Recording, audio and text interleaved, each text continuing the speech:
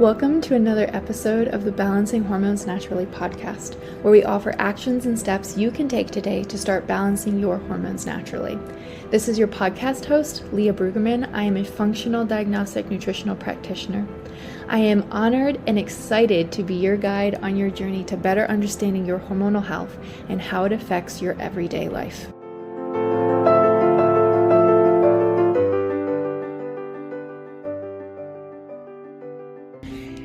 Hey ladies, welcome back to another episode.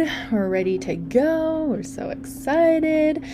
Anyways, so I'm answering your questions today. So I emailed all of my amazing ladies on my email list and asked them, what questions do you have? What do you want me to answer for you? And we have so many of them. So I can't answer all of them because we'll be here till kingdom come, but we are going to answer as many as I can get through, okay?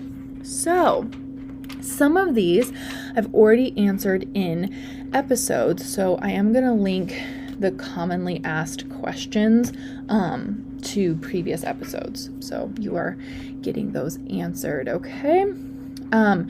One common question that I did have was everybody was asking about different supplements and what to take, and this is just your reminder that I cannot give you personalized recommendations if you are not my client, okay? We're talking about like your safety, my safety, everybody's safety here, okay? Okay, so, you ready? So, someone wanted to know my thoughts on meds that doctors prescribe to people for heavy and painful periods. And my thoughts are that we still need to get to the root issue of why you're having painful periods, you know?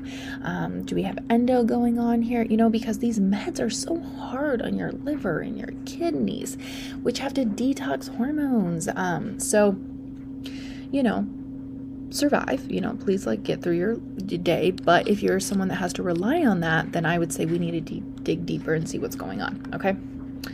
Okay, this one I thought was just really interesting because someone asked, is it a sign of imbalanced hormones if you're able to conceive while you're hardcore breastfeeding? And by hardcore breastfeeding, I'm assuming you're talking about like the lamb breastfeeding like protocol where they're like, oh, you won't get your period if you are not using pacifiers and you're co-sleeping and you're breastfeeding through the night and you're breastfeeding like on demand or whatever, you do contact napping.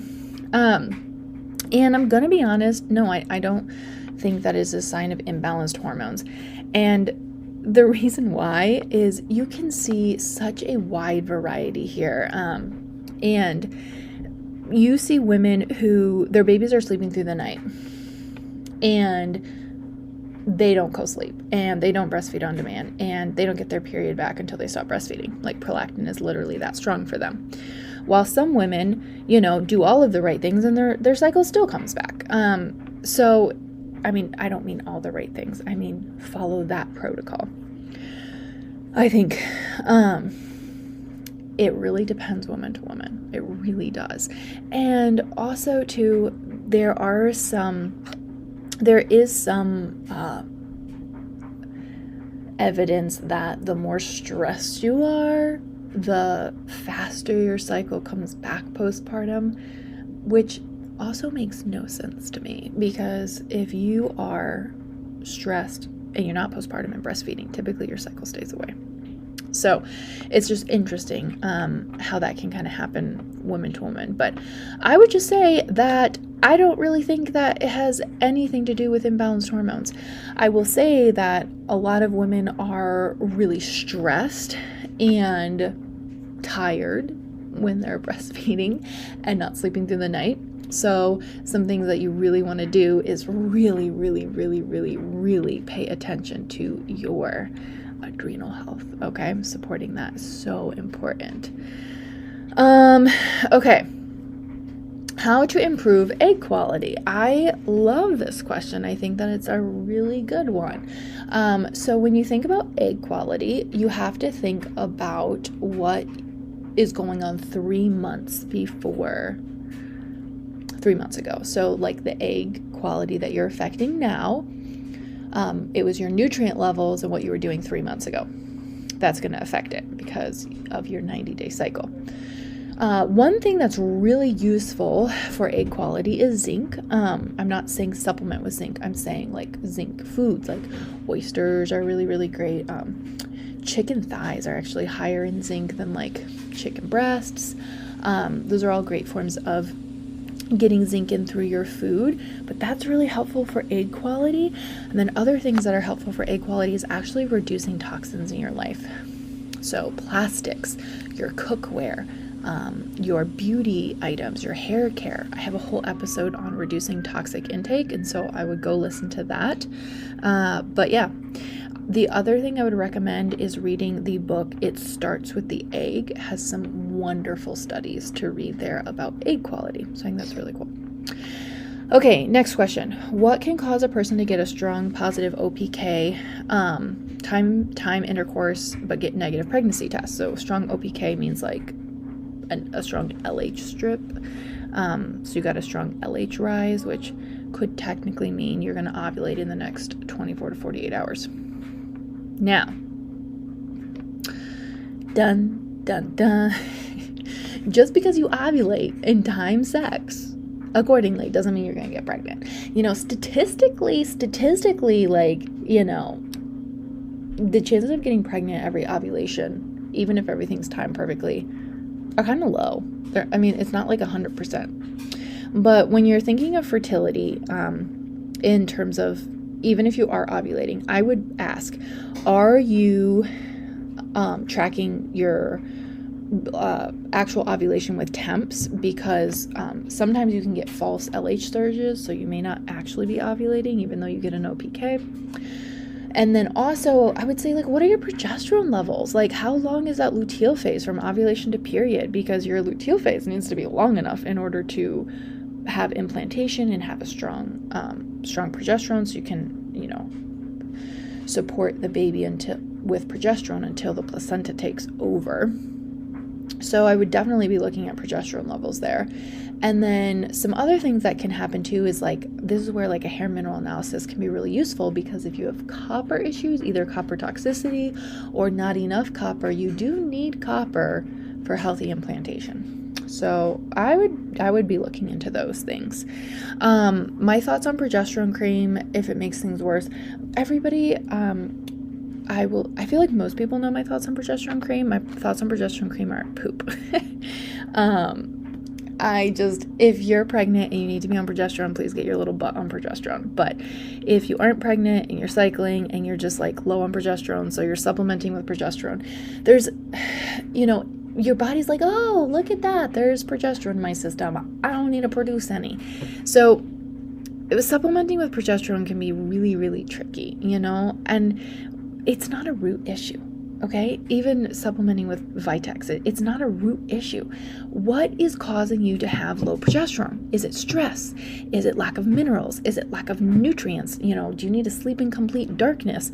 There's so many things that could be going on here. But the biggest thing is, if you are low in progesterone, supplementing with progesterone is not going to fix the issue, because something is causing you to have low progesterone. So we need to figure out what is causing it. Okay? What are other alternatives to pharmaceutical hormones? Fixing the root issue. Yeah, I know. Not what you want to hear, But if you figure out why your hormones are low, if it's post-menopause, then you need to be supporting your body there, because your adrenals take over producing progesterone after you're done ovulating. So there's lots of things to take into consideration here. But if you don't want to use pharmaceuticals, which I personally don't like using them, you need to figure out what's going on below the surface. So testing. Okay, this is a good one. Okay, I was wondering about having brown spotting the week before my period. Will this go away with hormone balancing, or is it just something women get? Also, will it affect my chances of pregnancy? It could. I can't say necessarily if it will affect your chances of pregnancy.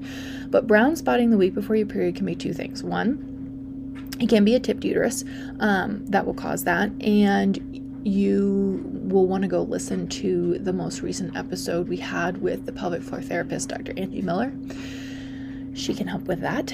The other side effect is low progesterone. Because you think of progesterone as the grocery bag holding everything in your uterus. And if your progesterone isn't strong enough, then your groceries can be leaking out before we get to our period, like spotting. And progesterone can be low in multiple ways. Progesterone can be low just in relation to your estrogen. Your estrogen may be too high in relation to that progesterone. Your progesterone may be reaching up high enough, but not staying up on top of that curve for long enough. It's dropping too early, which could be an issue, or your progesterone simply could not even be reaching the height that it's supposed to. So there's a few different ways that progesterone could be low. And you do need progesterone to support and sustain a pregnancy, so it could potentially cause issues with fertility. I would definitely look into it. What happens long term if I don't treat my PCOS? I know about cancer and diabetes. I mean, I feel like cancer and diabetes those are really important things I'd want to, pay attention to, but not treating PCOS and not supporting it can also have issues with your heart as well. And when you're thinking about treating PCOS, that doesn't mean go on birth control and metformin. It means let's figure out what's going on with your minerals. Let's balance your blood sugar. Let's get your hormones back into balance through lifestyle, nutrition. There's so much you can do to manage it. I have a whole episode on first steps with PCOS. I've been reading about the low glycemic diet. Is it good? Keto? No, we don't like keto. But I wouldn't say low glycemic. I would say balanced blood sugar diet. That would be good. We have a whole episode on that. The more stable you can keep your blood sugar throughout the day, the better you're going to be, especially if you have insulin resistance, mood swings, all of that good stuff. But it doesn't necessarily mean you don't eat fruit. It just means that you have to balance it out. So I would recommend that you go listen to the episode on balancing your blood sugar and the episode on the first steps to treat PCOS. Okay. Is it possible to balance your hormones if you have a copper IUD? I'm going to give you my honest opinion here. I'm going to say no. And I know everyone's like, but the copper IUD doesn't have hormones, Leah. Yeah, but copper feeds estrogen. It makes it more estrogenic. So you're going to have hormone issues indirectly. Also, I see so many women come off of the copper IUD with copper toxicity, and they have really bad anxiety and skin issues. Okay, should I continue to take a prenatal vitamin after coming off of birth control if I'm not planning on trying to conceive for at least a year and a half? If not, how long should I continue before stopping? So when you're talking about birth control, hormonal birth control depletes you of a lot of necessary vitamins and minerals and nutrients. So this is not medical advice. I'm just going to tell you that I would highly recommend getting your minerals tested and getting them replenished, because it can take a long time to get everything balanced. And I love that you're thinking about preparing your nutrient levels to get pregnant, but it's not necessarily just I'm going to do this for 3 months before I get pregnant, because you may have a lot of metals that you need to detox after coming off of birth control. And the stronger your body is, the easier it is to detox those.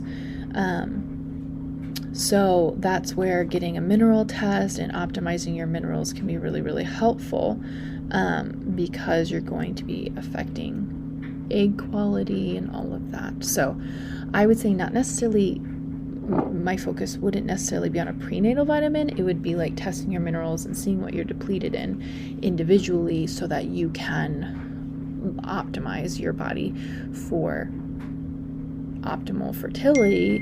Whoops, that was my phone. But also just so you can feel better, Okay.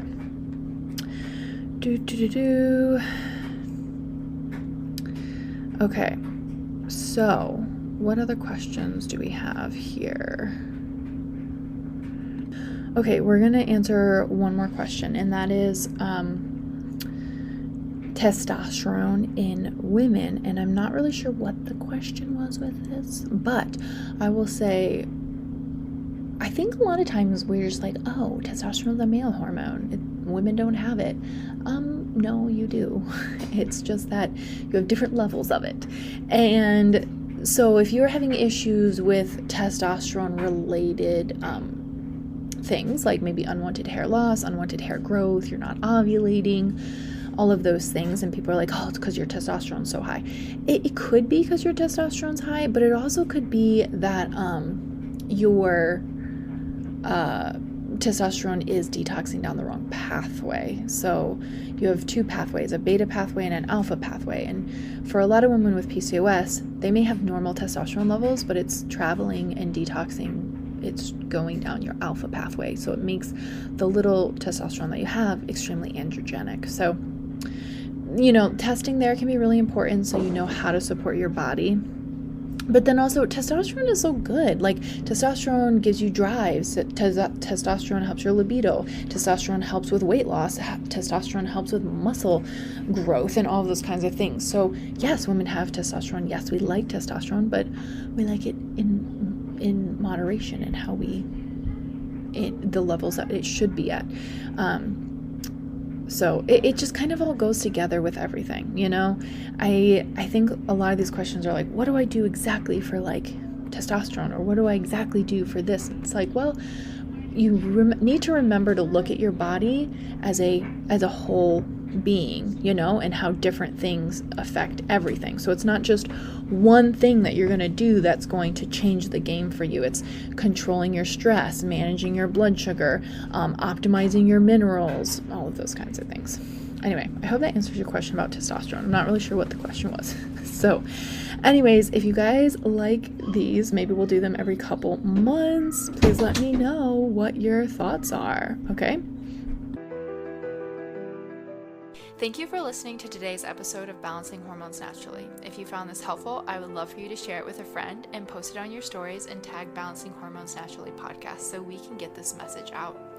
You can find me on Instagram at Leah_BRUEG, and I would absolutely love to hear from you.